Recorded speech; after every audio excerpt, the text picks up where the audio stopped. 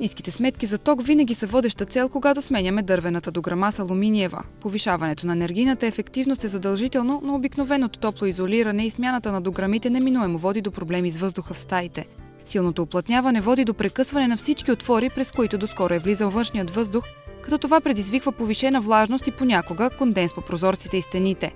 Влагата често води и до появата на мухъл и плесен, а и увеличава риска от заболяване на дихателните пътища и отслабва имунната система. Фирма HDG Air, част от френската компания AERECO, е намерила решение на проблема с иновативната технология за влагочувствителна автоматична вентилация. Как може да се справим с този проблем? Изключително просто, монтирайки тази влагочувствителна автоматична клапа на дограмата. Нейният принцип на работа е много прост, чисто механично, без захранване. В нея съдържа една влагочувствителна лента, която реагира на влагата в помещението.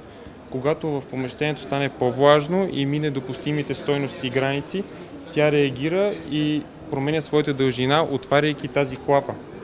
Колкото е по-влажно в помещението, толкова повече се отваря клапата и вкарва повече свеж и пресен въздух. Често хората са свидетели на плашещи новини, свързани с появата на мухъл в детските градини, болници, училища, офиси и в домовете. За всичко това трябва да се вземат навременни мерки.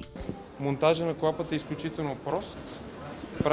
Прави се прорез на дограмата в самото перо, без да се нарушават нейните технически качества и без да се нарушава целостта на дограмата.